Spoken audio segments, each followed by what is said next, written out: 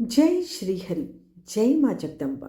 आप सभी भक्तों का हार्दिक स्वागत है हमारे पावन आध्यात्मिक मंच जीवन अमृत पर। यह चैनल भक्ति, ज्ञान, व्रत, कथा, उपासना और आध्यात्मिक चेतना का पवित्र संगम है।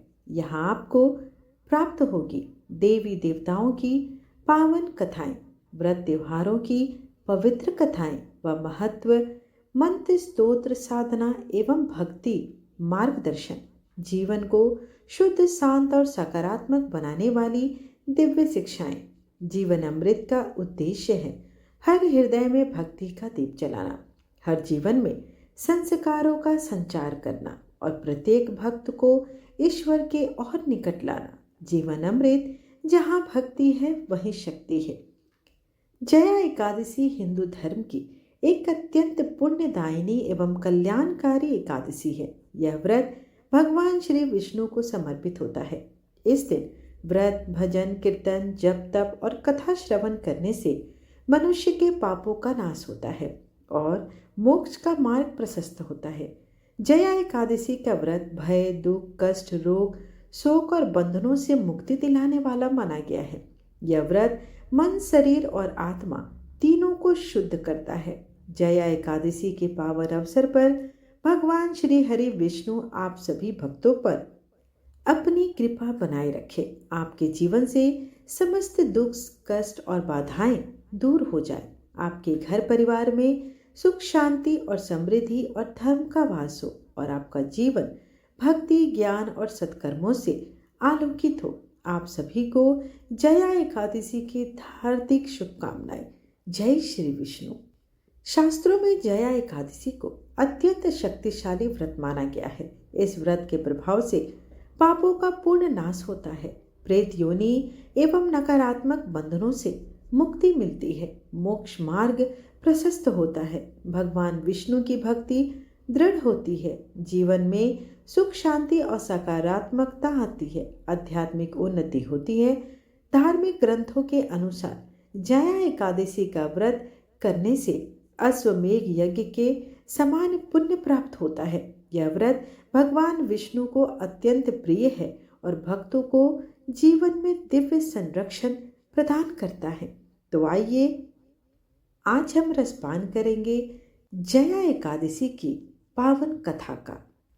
युधिष्ठिर ने भगवान श्री कृष्ण से पूछा, भगवान कृपा करके यह बताइए कि माघ मास के शुक्ल पक्ष में कौन सी एकादशी होती है, उसकी विधि क्या है तथा उसमें किस देवता का पूजन किया जाता है। भगवान श्री कृष्ण बोले, राजेंद्र, माघ मास के शुक्ल पक्ष में जो एकादशी होती है उसका नाम जया एकादशी है। वह सब पापों को हरने वाली उत्तम तिथि है, पवित्र होने के साथ ही पापों का नाश करने वाली तथा मनुष्यों को भाग और मोक्ष दोनों प्रदान करती है।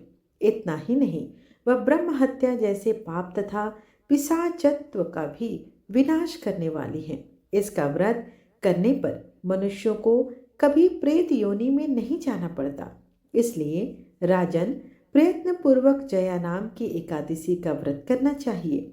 एक समय की बात है कि स्वर्ग लोक में देवराज इंद्र राज्य करते थे। देवगण पारिजात वृक्षों से युक्त नंदन वन में अप्सराओं के साथ विहार कर रहे थे। 50 करोड़ गंधर्वों के नायक देवराज इंद्र ने स्वेच्छा के अनुसार वन में विहार करते हुए बड़े हर्ष के साथ नृत्य का आयोजन किया। गंधर्व उसमें गान कर रहे थे, जिनमें पुष्पदंत, चित्रसेन तथा उसका पुत्र, ये 3 प्रधान थे। चित्रसेन की स्त्री का नाम मालिनी था। मालिनी से एक कन्या उत्पन्न हुई थी जो पुष्पवंती के नाम से विख्यात थी। पुष्पदंत गंधर्व का एक पुत्र था जिसको लोग माल्यवान कहते थे। माल्यवान पुष्पवंती के रूप पर अत्यंत मोहित था। ये दोनों भी इंद्र के संतोषार्थ नृत्य करने के लिए आए थे। इन दोनों का गान हो रहा था। इसके साथ ही अप्सराएं भी थी। परस्पर अनुराग के कारण ये दोनों मोह के वशीभूत हो गए। चित्त में भ्रांति आ गई, इसलिए वे शुद्ध गान न गा सके। कभी ताल भंग हो जाता था तो कभी गीत बंद हो जाता था। इंद्र ने इस प्रमाद पर विचार किया और इसे अपना अपमान समझकर वे कुपित हो गए। अतः इन दोनों को श्राप देते हुए बोले, ओ मूर्ख, तुम दोनों को धिक्कार है। तुम लोग पतित और मेरी आज्ञा भंग करने वाले हो। अतः पति पत्नी के रूप में रहते हुए पिशाच हो जाओ। इंद्र के इस प्रकार श्राप देने पर इन दोनों के मन में बड़ा दुख हुआ। वे हिमालय पर्वत पर चले गए और पिशाच योनि को पाकर भयंकर दुख भोगने लगे। शारीरिक पातक के उत्पन्न ताप से पीड़ित होकर दोनों ही पर्वत की कंदराओं में विचरते रहते। एक दिन पिशाच ने अपनी पत्नी पिशाची से कहा, हमने कौन सा पाप किया है जिससे यह पिशाच योनि प्राप्त हुई है। नरक का कष्ट अत्यंत भयंकर है तथा पिशाच योनि भी बहुत दुख देने वाली है। अतः पूर्ण प्रयत्न करने पाप से बचना चाहिए। इस प्रकार चिंता मग्न होकर वे दोनों दुख के कारण सूखते जा रहे थे। दैव योग से उन्हें माघ मास के शुक्ल पक्ष की एकादशी की तिथि प्राप्त हो गई। जया नाम से विख्यात वह तिथि सब तिथियों में उत्तम है। उस दिन उन दोनों ने सब प्रकार के आहार त्याग दिए, जलपान तक नहीं किया, किसी जीव की हिंसा नहीं की, यहाँ तक कि खाने के लिए फल तक नहीं काटा। निरंतर दुख से युक्त होकर वे पीपल के समीप बैठे रहे। सूर्यास्त हो गया। उनके प्राण हर लेने वाली भयंकर रात्रि उपस्थित हुई। उन्हें नींद नहीं आई। वे रति या कोई सुख भी नहीं पा सके। सूर्योदय हुआ। द्वादशी का दिन आया। इस प्रकार उस पिशाच दंपति के द्वारा जया के उत्तम व्रत का पालन हो गया। उन्होंने रात में जागरण भी किया। उस व्रत के प्रभाव से तथा भगवान विष्णु की शक्ति से उन दोनों का पिशाचत्व दूर हो गया। पुष्पवंती और माल्यवान अपने पूर्व रूप में आ गए। उनके हृदय में वही पुराना स्नेह उमड़ रहा था। उनके शरीर पर पहले जैसे ही अलंकार शोभा पा रहे थे। वे दोनों मनोहर रूप धारण करके विमान पर बैठे और स्वर्ग लोक में चले गए। वहां देवराज इंद्र के सामने जाकर दोनों ने बड़ी प्रसन्नता के साथ उन्हें प्रणाम किया। उन्हें इस रूप में उपस्थित देखकर इंद्र को बड़ा विस्मय हुआ। उन्होंने पूछा, बताओ, इस पुण्य के प्रभाव से तुम दोनों का पिशाचत्व दूर हुआ। तुम मेरे श्राप को प्राप्त हो चुके थे, फिर किस देवता ने तुम्हें उससे छुटकारा दिलाया? माल्यवान बोला, स्वामी, भगवान वासुदेव की कृपा तथा जया नामक एकादशी के व्रत से हमारा पिशाचत्व दूर हुआ है। इंद्र ने कहा, तो अब तुम दोनों मेरे कहने से सुधा पान करो। जो लोग एकादशी के व्रत में तत्पर और भगवान श्री विष्णु के शरणागत होते हैं वे हमारे भी पूजनीय हैं।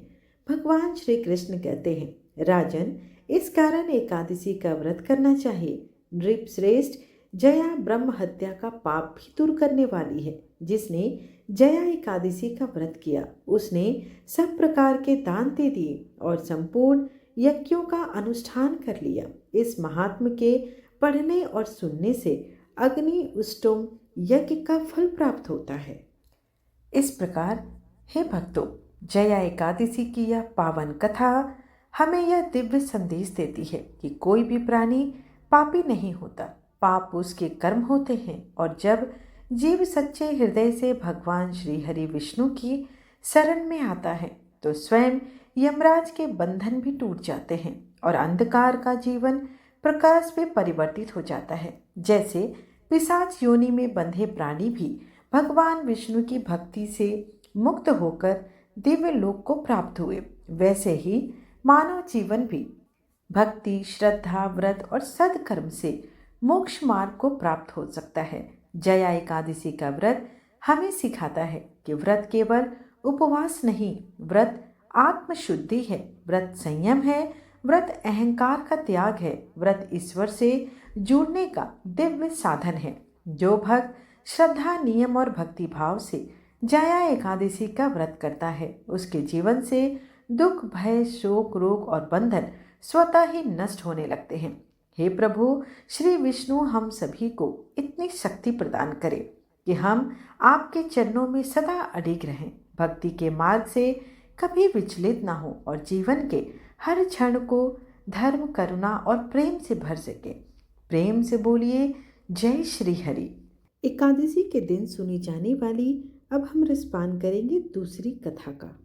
एक बार देव ऋषि नारद जी वैकुंठ लोक को गए। वहां उन्होंने भगवान श्री लक्ष्मी नारायण जी को प्रणाम किया। फिर नारद जी ने श्री हरि से कहा, प्रभु अब धरती पर आपका प्रभाव कम हो रहा है। धर्म पर चलने वालों को कोई अच्छा फल नहीं मिल रहा। जो पाप कर रहे उनका भला हो रहा है। तब श्री हरि कहने लगे, ऐसा नहीं है देव ऋषि, जो भी हो रहा है सब नियति के कारण हो रहा है। श्री हरि की बात सुनकर नारद जी बोले, प्रभु मैं तो देखकर आ रहा हूँ कि पापियों को तो अच्छा फल मिल रहा है, लेकिन भला करने वाले और धर्म के रास्ते पर चलने वाले लोगों को बुरा फल प्राप्त हो रहा है। उन्हें दुख भोगने पड़ रहे हैं। भगवान ने कहा, देव ऋषि कोई ऐसी घटना बताओ जिससे तुम्हें यह लग रहा है। नारद जी कहने लगे, प्रभु अभी अभी मैं एक जंगल में आ रहा था। वहां पर एक गाय दलदल में फंसी हुई थी। कोई भी उसे बचाने वाला नहीं था। थोड़ी ही देर के बाद मैंने देखा कि एक चोर उधर से गुजरा। दलदल में फंसी हुई गाय को देखकर वो रुका तक रही, बल्कि उस गाय पर पैर रखकर वह दलदल से भरा हुआ गड्ढा लांग कर आगे निकल गया। आगे गया तो उस चोर को सोने की मोहरे से भरी एक थैली मिली। थोड़ी ही देर बाद वहां पर एक साधु महाराज आए। उन्होंने उस गाय को दलदल में फंसा देखा तो गाय को बाहर निकालने के लिए पूरी कोशिश की और पूरी ताकत लगाकर आखिरकार उस गाय को निकाल लिया। गाय को बाहर निकालने के प्रयास में वह साधु महाराज खुद दलदल में लथपथ हो गए थे। जब वह साधु महाराज आगे बढ़े तो एक गड्ढे में गिर गए और उन्हें चोट लग गई। प्रभु आप ही बताइए यह कौन सा न्याय है। नारद जी की पूरी बात सुन लेने के बाद श्री हरि मुस्कुराए और बोले, देव ऋषि यह सही ही हुआ। जो चोर गाय पर पैर रखकर भाग गया था उसकी किस्मत में तो एक खजाना था, लेकिन उसके इस पाप के कारण उसे केवल कुछ मोहरे ही मिल पाई। वहीं उन साधु महाराज को गड्ढे में इसलिए गिरना पड़ा क्योंकि उनके भाग्य में उस समय मृत्यु लिखी हुई थी, लेकिन एक गाय को बचाने के कारण, दलदल से बाहर निकालने के कारण उनके पुण्य बहुत अधिक बढ़ गए और उनकी मृत्यु बस एक छोटी सी चोट में बदल गई। इंसान के कर्म से ही उसका भाग्य तय होता है। हे देव ऋषि, इसलिए अच्छे कर्म करना कभी नहीं छोड़ना चाहिए। श्री हरि की बात सुनकर देव ऋषि नारद मुस्कुराते हुए प्रभु को प्रणाम करते हुए नारायण नारायण कहकर प्रभु की रचाई हुई सृष्टि की अन्य लीलाएं देखने के लिए चल पड़े। प्रेम से बोलिए श्री लक्ष्मी नारायण भगवान की जय। आइए अब एकादशी माता की कथा का रसपान करें। इस कथा को सुनने से ही एकादशी का व्रत संपूर्ण माना जाता है। श्रोताओं, एक बार की बात है कि एक बूढ़ी माँ ने एकादशी का उपवास रखा। बड़े ही भक्ति भाव से वह एकादशी की पूजा किया करती थी। वे बूढ़ी हो चुकी थी। उन्हें वृद्धावस्था में कोई भी ऐसी वस्तु नहीं चाहिए थी जो वे एकादशी का उपवास रखती, क्योंकि एकादशी का उपवास रखने से तो श्री हरि की कृपा से सब कुछ स्वतः मिल जाता है। वो बूढ़ी माँ तो अपने बच्चों के लिए, अपने परिवार की सुख सुविधा के लिए इतना कठिन व्रत रखती थी। वे दिन रात तो बड़ा कठिन मन करके और अपनी प्यास को किसी तरह से रोकी रही, क्योंकि एकादशी के व्रत में वह जल की एक बूंद भी ग्रहण नहीं करती थी। द्वादशी को ही जल पीकर वह अपने व्रत का पारण किया करती थी। दिन भर उन्होंने किसी प्रकार अपने मन को संयमित रखा, पूजा पाठ की, व्रत की कथा पढ़ी सुनी और फिर पंडित जी को मिट्टी के एक पात्र में भरकर पानी और मौसमी फल दान में दिए। एक दोने में भरकर शक्कर भी वितरित की। उन्हें गर्मी के कारण बड़ी बेचैनी हो रही थी। एक तो निराहार और निर्जल रहकर उपवास रखा था और ऊपर से प्यास भी अधिक सता रही थी। इस कारण उन्होंने सोचा कि चलो पानी में बैठो, शायद थोड़ी देर शांति प्राप्त हो। यह सोचकर वह पानी में जाकर बैठी रही। पानी से बार बार कुल्ला करती और मुंह हाथ धोती रही। तब कहीं जाकर उन्हें थोड़ा बहुत चैन मिला। एक तो धूप तेज की पड़ रही थी, इस कारण बूढ़ी माँ का मुंह एकदम सूखा जा रहा था। बूढ़ी माँ बड़ी बेचैन हो रही थी। एक तो बुढ़ापा, दूसरा यह भयंकर गर्मी। बुढ़ापे की तो स्थिति ही कुछ ऐसी होती है। बड़ी मुश्किल से धीरज बनाकर अब किसी प्रकार रो धोकर दिन कट पाया। अब बूढ़ी माँ के सामने पहाड़ से लंबी रात थी जिसका कट पाना बड़ा ही मुश्किल लग रहा था।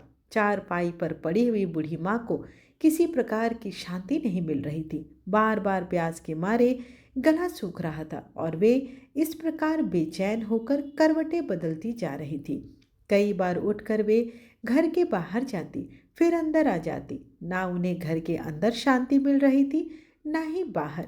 वे एकादशी माता को याद करती रही और मन में ध्याती रही कि हे माता, आप मेरी लाज रखिए, आप ही मुझे शक्ति प्रदान कीजिए ताकि मैं इस उत्तम व्रत को पूरा कर सकूं। यह पहाड़ सी रात सुकून से बीत जाए। प्यास के कारण बूढ़ी माता की बेचैनी और बढ़ गई। उन्होंने धैर्य रखने का बहुत प्रयास किया, लेकिन आखिरकार उनकी सहनशीलता की सीमा टूट गई। वे घबराकर प्यास के मारे एकदम चिल्ला पड़ी। बचाओ बचाओ! बूढ़ी माँ का चिल्लाना सुनकर उनके परिवार के सभी सदस्य उनके आसपास इकट्ठा हो गए और बूढ़ी माँ की चारपाई के पास पहुंच गए। सब बोले, अम्मा जी, क्या हुआ? आप क्यों चिल्ला रही हैं? और जब आपसे व्रत नहीं रखा जाता तो इस बुढ़ापे में इतना कठिन व्रत क्यों रख रही हो? अम्मा जी, अगर शरीर में ताकत है तभी तो भक्ति हो पाएगी। आप पानी पी लीजिए। बूढ़ी माँ अपने परिवारजनों से बोली, मेरे तो प्यास के मारे प्राण ही निकल जा रहे हैं। जरा जल्दी से मेरी छाती पर ठंडे पानी का घड़ा तो रख दो। नातियों ने दौड़कर दादी की छाती पर ठंडे पानी का बर्तन रख दिया। तब कहीं जाकर उन्हें थोड़ा बहुत सुकून मिला, और जब सुकून मिला तो थोड़ी देर के लिए उन्होंने अपनी आंखें बंद कर ली। इधर एकादशी माता सोचने लगी, यह है तो बूढ़ी माँ, लेकिन बड़े नियम से मेरा व्रत रखती है। चलकर इनकी परीक्षा लेनी चाहिए। ऐसा विचार कर एकादशी माता आधी रात को मुर्गा बनकर कुकड़ू कू करने लगी। मुर्गे की टेढ़ सुनकर बूढ़ी माँ जल्दी से उठी और बाहर जाकर आसमान की ओर निहारा, लेकिन आसमान में तो कहीं भी उन्हें सुबह का तारा दिखाई नहीं दिया। अब वे सोचने लगी कि फिर यह मुर्गा भला क्यों और कैसे बोल गया। एक तो उन्हें प्यास लग रही थी, अब थोड़ा बहुत उनका मन भी बेचैन होने लगा। आखिरकार उन्होंने यह दृढ़ निश्चय किया कि अब तो मैं इस व्रत को पूरा करके ही छोड़ूंगी, फिर चाहे व्रत पूरा होने तक मेरे प्राण ही क्यों न निकल जाए। मन में ऐसा पक्का निश्चय कर वह वापस चारपाई पर आकर लेट गई। थोड़ी ही देर के बाद एकादशी माता ने उनकी फिर से परीक्षा लेनी चाहिए, तो वह एक छोटी सी कन्या का रूप धरकर गिलास में मीठा पानी लेकर उनके सिराहने खड़ी हो गई और जोर से बोली, दादी जी, सवेरा हो गया, आप हाथ मुंह धोकर शरबत पी लीजिए। पहले तो शरबत का भरा हुआ गिलास देखकर बूढ़ी माँ का मन ललच गया, प्यास के मारे गला जो सूख रहा था। किंतु अचानक उन्हें याद आया कि उनका तो एकादशी का उपवास है। फिर उन्होंने सोचा कि अभी तो वे किसी भी तरह से यह शरबत नहीं पी सकती, और फिर वे चुपचाप वापस अपनी चारपाई पर लेट गई। जैसे ही उनकी आंखें लगी तभी उन्हें एहसास हुआ कि मानो किसी ने उन्हें पानी से भरे हुए कुएं में पटक दिया हो। वे बहुत ही देर तक उस कुएं में हाथ पांव चलाती रही, लेकिन इस बीच उन्होंने अपने मुंह में पानी की एक बूंद भी नहीं जाने दी, क्योंकि उनका एकादशी का उपवास जो था, और वे पक्के निश्चय के साथ अपना व्रत पूरा करने लगी। थोड़ी ही देर में उन्हें ऐसा लगा मानो सामने आग जल रही हो। आग के कारण बड़ी भारी गर्मी लगने लगी। प्यास के मारे उनके प्राण निकलने लगे, लेकिन इतना सब होने के बाद भी बूढ़ी माता ने पानी की एक बूंद भी नहीं पी। वे तो बस चारपाई पर बैठी बैठी एकादशी माता का ध्यान करती रही। अब सवेरा होने में बस कुछ ही समय है, यह जानकर वे बड़ी तसल्ली के साथ इधर उधर घूमने लगी। एकादशी माता अब तक यह बात अच्छी तरह से समझ गई कि इन बूढ़ी माँ को किसी भी प्रकार से अपने व्रत से नहीं टाला जा सकता। वे उनके सत्य व्रत को भली भांति समझ गई थी। अब सवेरा हो गया तो बूढ़ी माँ ने स्नान किया, भगवान श्री हरि का पूजन किया, फिर एकादशी माता की कथा सुनी, ब्राह्मणों को दक्षिणा देकर भोजन कराया। तब कहीं जाकर उन्होंने जल ग्रहण किया। कन्याओं को भोजन कराने के बाद बूढ़ी माँ ने फिर स्वयं भोजन किया, और उस श्रेष्ठ व्रत के प्रभाव से बूढ़ी अम्मा की आयु में वृद्धि हो गई। उनकी आयु बढ़ गई, उनका घर परिवार हरा भरा हो गया। अब उनके घर में किसी भी चीज़ की कोई भी अभाव न रह गई। उनका घर हर प्रकार के सुख साधनों से परिपूर्ण हो गया। उसी दिन से 12 महीने की एकादशी का व्रत करने लगी। एकादशी माता व्रत के पुण्य प्रताप से इस संसार में हर प्रकार के सुख भोग कर वह बूढ़ी माता अंत में भगवान श्री हरि के धाम को चली गई। जैसे एकादशी माता ने उन बूढ़ी माँ को और उनके परिवार को हरा भरा किया, वैसे ही हे एकादशी माता हम सभी की मनोकामनाएं पूर्ण कीजिए। प्रेम से बोलिए श्री लक्ष्मीपति भगवान विष्णु की जय, एकादशी माता की जय। आइए अब हम सभी मिलकर प्रेम से विष्णु चालीसा का श्रवण करेंगे, समापन आरती के साथ करेंगे। विष्णु सुनिए विनय सेवक की चितलाए, कीरत कुछ वर्णन करूं दीजिए ज्ञान बताए। नमो विष्णु भगवान खरारे, कष्ट नसावन अखिल बिहारी। प्रबल जगत में शक्ति तुम्हारी, त्रिभुवन फैल रही उजियारी। सुंदर रूप मनोहर सूरत, सरल स्वभाव मोहनी मूरत। तन पर पीतांबर अति सोहत, वैजयंती माला मनमोहत। शंख चक्र कर गदा विराजे, दैत्य दैत्य असुर दल भाजे। सत्य धर्म मद लोभ न काजे, काम क्रोध मद लोभ न छाजे। संत भक्त संजन मनरंजन, दनुज असुर दुष्टन दल गंजन। सुख उपजाए कष्ट सब भंजन, दोष मिटाए करत जन सज्जन। पाप काट भव सिंधु उतारन, कष्ट नाश कर भक्त उबारन। करत अनेक रूप प्रभु धारण, केवल आप भक्ति के कारण। धरणी धेनु बन तुम ही पुकारा, तब तुम रूप राम का धारा। भार उतार असुर दल मारा, रावण आदि को संहारा। आप वराह रूप बनाया, हिरण्याक्ष को मार गिराया। धर्म तस्य तन सिंधु बनाया, 14 रत्नन को निकलाया। अमिलक असुरन द्वंद मचाया, रूप मोहनी आप दिखाया। देवन को अमृत पान कराया, असुरन को छवि से बहलाया। कुर्म रूप धर सिंधु मझाया, मंद्राचल गिरि तुरत उठाया। शंकर का तुम फंद छुड़ाया, भस्मासुर को रूप दिखाया। वेदन को जब असुर डुबाया, कर प्रबंध उन्हें ढूंढवाया। मोहित बनकर खल ही नचाया, उस ही कर से भस्म कराया। असुर जलंधर अति बलिदाई, शंकर से उन किन्ह लड़ाई। हार पार शिव सकल बनाई, किन सत से छल खल कल जाई। सुमिरन किन तुम्हें शिवरानी, बतलाई सब विपत कहानी। तब तुम बने मुनीश्वर ज्ञानी, वृंदा की सब सूरति भुलानी। देखत तीन दनुज सैतानी, वृंदा आए तुम्हें लपटानी। हो स्पर्श धर्म क्षति मानी, हना असुर उर शिव सैतानी। तुमने ध्रुव प्रहलाद उबारे, हिरण्याकुश आदि खल मारे। गणिका और अजामिल तारे, बहुत भक्त भव सिंधु उतारे। हरहु सकल संताप हमारे, कृपा करहु हरि सिरजनहारे। देखहु मैं निज दरस तुम्हारे, दिन बंधु भक्तन हितकारे। चाहता आपका सेवक दर्शन, करहु दया अपनी मधुसूदन। जानू नहीं योग्य सब पूजन, होय यज्ञ स्तुति अनुमोदन। शील दया संतोष सुलक्षण, विदित नहीं व्रत बोध विलक्षण। करहु आपका किस विधि पूजन, कुमति विलोक होत दुख भीषण। करहु प्रणाम कौन विधि सुमिरन, कौन भांति में करहु समर्पण। सुर मुनि करत सदा सेवकाई, हर्षित रहत परम गति पाई। दिन दुखीन पर सदा सहाय, निज जन जान लेव अपनाई। पाप दोष संताप नसाओ, भव बंधन से मुक्त कराओ। सूत संपत्ति दे सुख उपजाओ, निज चरणन का दास बनाओ। निगम सदा ये विनय सुनाए, पढ़े सुने जो जन सुख पावे। आइए अब भगवान की आरती करते हैं। ओम जय जगदीश हरे स्वामी, जय जगदीश हरे। भक्त जनों के संकट क्षण में दूर करे। ओम जय जगदीश हरे। जो ध्यावे फल पावे, दुख बिन से मन का सुख संपत्ति घर आवे। कष्ट मिटे तन का, ओम जय जगदीश हरे। मात पिता तुम मेरे, शरण गहूँ मैं किसकी। तुम बिन और और न दूजा, आस करूँ मैं जिसकी। ओम जय जगदीश हरे। तुम पूर्ण परमात्मा, तुम अंतर्यामी,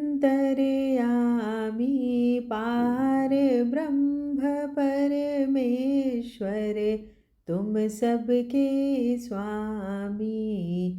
ओम जय जगदीश हरे। तुम करुणा के सागर, तुम पालन करता, मैं मूरख खल कामी, कृपा करो भरता। ओम जय जगदीश हरे। तुम हो एक अगोचर, सबके प्राणपति, किस विधि मिलूं दयामय, तुमको मैं कुमति।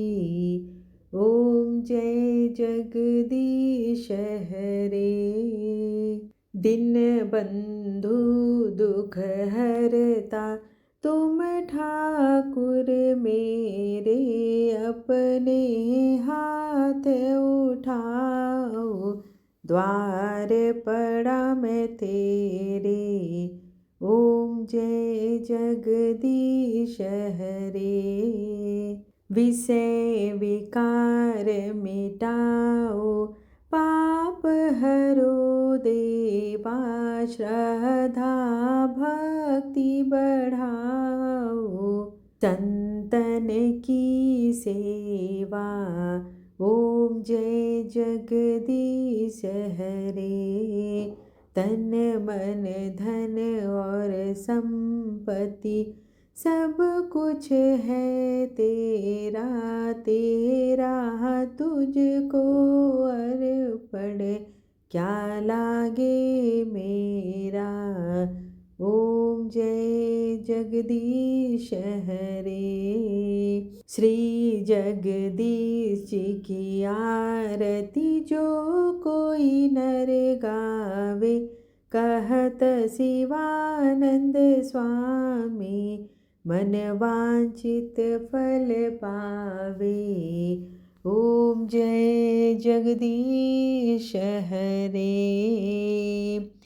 त्वमेव माता च पिता, त्वमेव त्वमेव बन्धु च सखा, त्वमेव त्वमेव विद्या द्रविणं, त्वमेव त्वमेव सर्वं मम देव देव। आरतीं समर्पयामि विष्णुदेवताय नमो नमः।